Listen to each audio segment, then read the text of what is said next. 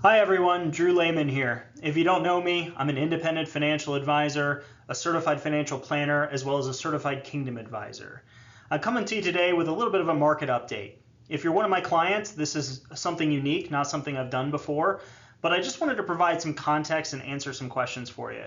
You see, I've heard from a number of you, as well as a number of prospective clients, others in the industry, and even other financial advisors that just wanted to get my opinion on where things are right now. And I thought I'd provide some context with what's going on in the economy, the stock market, how the presidential election is going to affect all of that, and so on and so forth. You see, I think a lot of people are recognizing that things seem off right now. And you'll notice this is titled S&P 500 versus reality. For good reason. That's what we're going to spend a lot of our time discussing today. The S&P 500 obviously has been performing incredibly well this year, but reality is the broad market is having a lackluster year. So let's get into that. So I thought I'd start by just showing where we're at right now. What's the S&P 500 doing? Well, this is year-to-date performance through sometime this morning, July 5th. And you'll see that the S&P 500 is up over 16%. Great. Everything seems fantastic. Maybe you even own an index fund, an S&P 500 index fund in your 401k, and you flip on your 401k performance chart and see that you're doing great. That sounds awesome. The question is this reality? Is the rest of the market keeping up with this? Is this what you should come to expect going forward? Well, that's a lot of what we're going to talk about today. The S&P 500 has been outpacing everything else. The broad market has not been doing that well. And what's funny is a lot of people consider the S&P 500 to be the market. Well, the reality is in 2024 and actually 2023 as well, the S&P 500 has done a terrible job explaining what the market's doing as a whole. Really what you're seeing is the performance of a handful of companies, which we're going to get into in all kinds of detail. Now on this chart here, what I wanted to show you was several different indexes that represent different asset classes, because most people, specifically most people working with a financial advisor, are not going to be just investing in the S&P 500. That's foolish for many reasons, some of which we're going to get into today. But most people are in what's known as a long-term diversified portfolio that not only have large cap stocks, but they also have mid cap, small cap, international, bonds, alternatives like gold and silver, and so on and so forth. So I wanted to throw a few indexes that represent those asset classes against each other so that you can see how things are performing. So once again, this is year to date. Up at the top in the purple, you see the S&P 500. It's up over 16%. The discrepancy, just so you know from the previous chart, is this is looking at yesterday's close of business, and the last chart had a little bit of today in it. The blue down here would be the S&P 400. So that is representing mid-cap stocks, and it's up about 4.35%. Then in pink, you see the Dow Jones. I went ahead and threw that on for good measure. Now, the Dow is not a great index to show you the broad market because it is only 30 companies. However, they do a decent job. They select 30 companies from different industries to try to give you a broad representation, but still take it with a grain of salt. The orange here, this is an interesting one. This is the S&P Equal Weighted Index. So what that's looking at is all 500 companies in the S&P 500 in equal weighting versus up here you're looking at the cap weighted index. More on that in a little bit. That can be confusing. We're going to dive into that in deep detail. I would argue this is a much better indication of what the broad market's doing than the standard S&P 500 up here. So the equal weighted is only up 3.4. Huge gap between the two. More on that in a little bit. And then down below here, way down here, you've got the S&P 600. This represents small cap stocks, which of course are negative on the year, negative over 2.5%. That's odd. I thought everything was going up. That's exactly my point. That's what we're talking about today. Not everything's going up. It's been a very lackluster year in reality in the market. A traditional 60-40 portfolio is probably only seeing returns of 2 or 3% a year. Or I should say 2 or 3% year to date. So that's a concern when we see this huge gap here and we have asset classes like small cap stocks even negative on the year. And this is really odd as well because traditionally when you're in a quote unquote bull market and everything's going up, you're typically rewarded for taking more risk, which means small cap stocks traditionally in a bull market would outperform large cap stocks because you're taking more risk to invest that way. That's not happening this year, and we're going to talk about why and what's going on here in a bit. So now let's spend some time talking about this idea of cap weighted versus equal weighted. I know I'm getting complex here, just stay with me. So the S&P 500 is what's known as a cap weighted index, and most people don't understand this concept. So they think, well, it's the S&P 500, it's the 500 biggest companies in the United States. That's true, there are 500 companies in the index, but they're not owned in equal percentages. Instead, they're ranked by size, and then, for lack of a better way of putting it, bought accordingly. So the largest companies in the country, they're going to make up a much bigger percentage of the index than the smallest companies. To state that a little bit differently, if we just take a look at the top 10 companies, they make up over 36% of the index. The bottom 10 companies aren't nearly making that up. So, most people, they think they have a diversified fund when they own an index fund like the S&P 500. And the reality is you don't really own 500 companies. At most, you might own more like 50, and you have a huge concentration into 10. And so, in my opinion, that's kind of a problem when it comes to measuring the market and its performance. So, alternatively, we can look at what's called the S&P 500 Equal Weighted Index. This is where all 500 companies, just like the title, they get an equal weighting. In my opinion, it's a much better indication as the broad market as a whole. It takes care of the overconcentration problem that we see with the cap-weighted index. Now, it's still not a perfect index, similar to what I mentioned previously about the Dow. The S&P 500 Equal Weighted is still only looking at large cap stocks.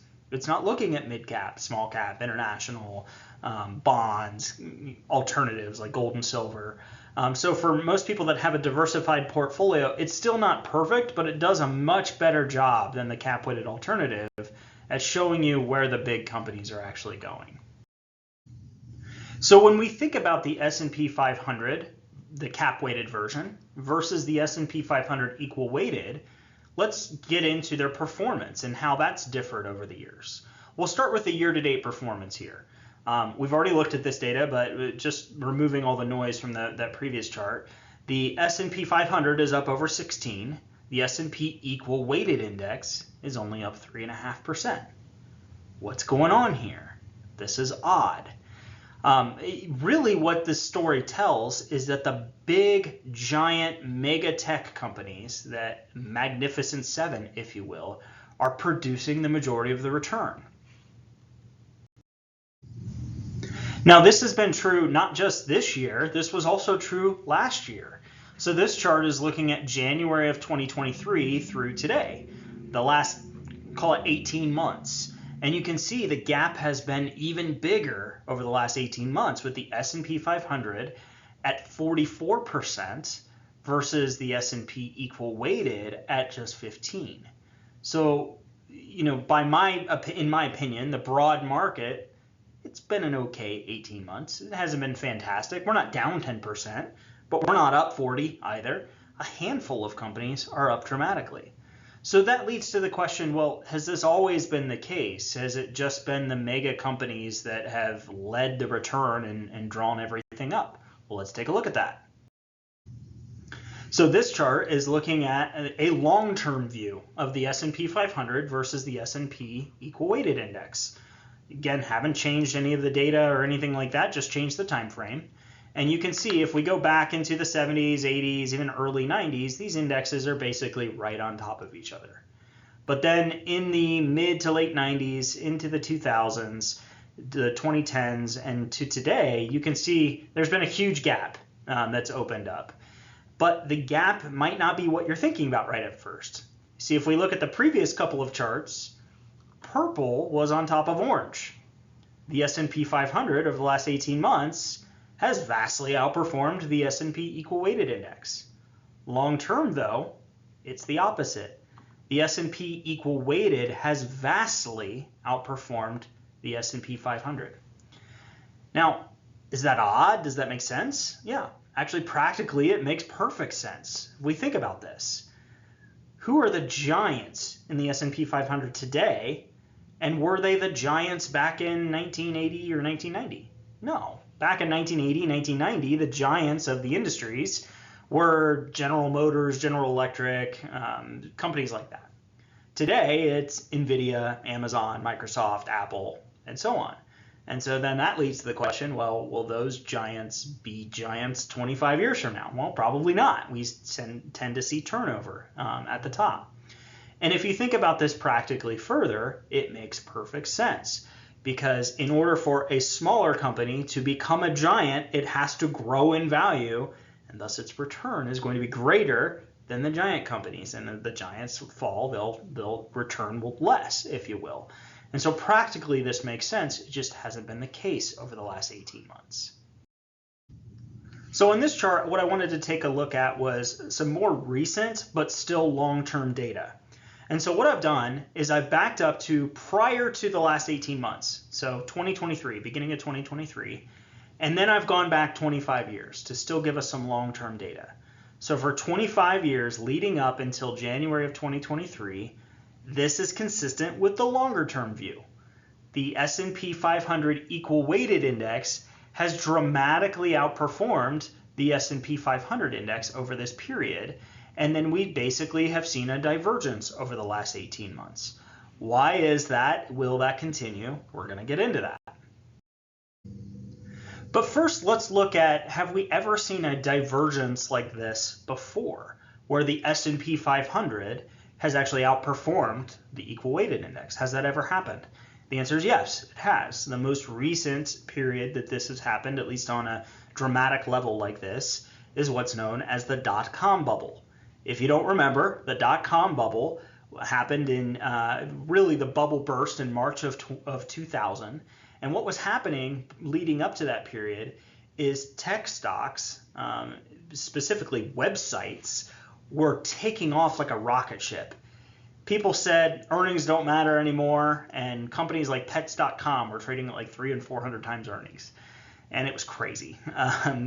People were making a lot of money leading up to March, and then they lost their shirt.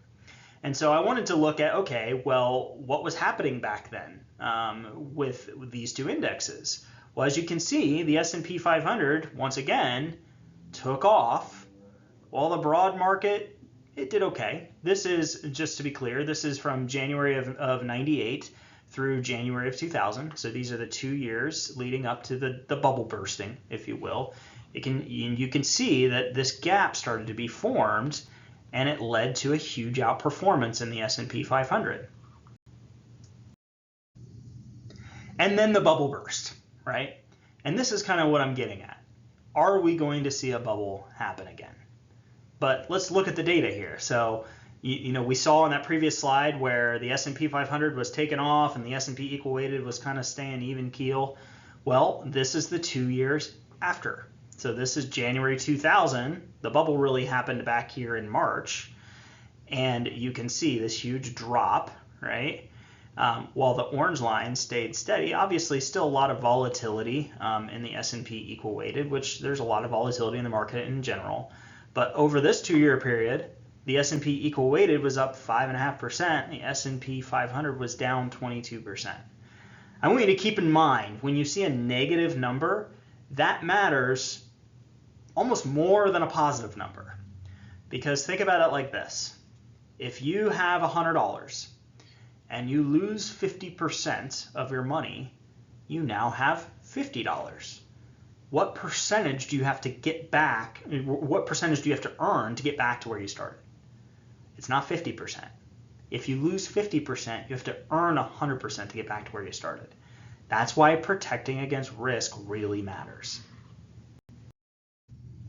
So let's talk about risk a little bit. In particular, we're going to talk about something known as PE, or price to earnings ratio. This is a measure that as investors we look at when we're trying to determine the risk of a company as well as the valuation of the company. So what is a PE ratio? Well, simply we are comparing the price of a stock to its earnings per share.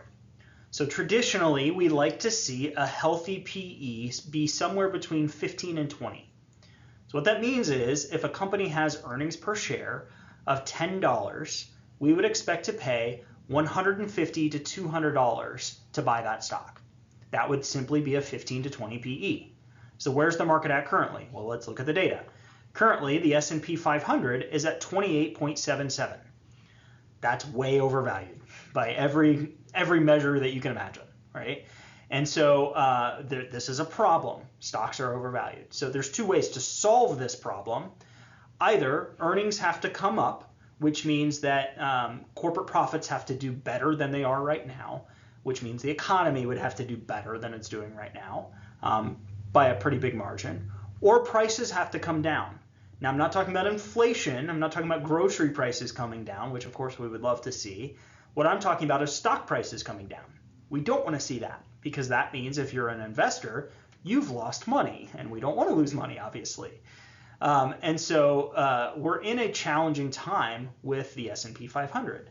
Well, let's compare that to the equal weighted that we've been comparing against for the last several slides here. Well, the equal weighted index is at 20.73. So what does that mean? Well, that's at the top end of what we would consider healthy. It's slightly over the healthy range. Not really a concerning rate because simply earnings, if they just rose a little bit, we'd be back in that healthy range, but certainly what we would consider fully valued. So why the gap? Why the divergence, if you will? I know I've been saying that word a lot. Well, it comes down to those Magnificent Seven stocks that we've been talking about. These are the mega cap tech companies. NVIDIA, Amazon, Apple, Microsoft, Tesla, Google or Alphabet, Meta, those are Magnificent Seven. Their PE ratio is over 46. That's over 2 times what we would consider a healthy valuation. And I'll pick on NVIDIA for a minute. NVIDIA's at over 75 PE. That's over 3 times the top end of the healthy valuation range. That's nuts. These companies are way overvalued. Why? What's going on?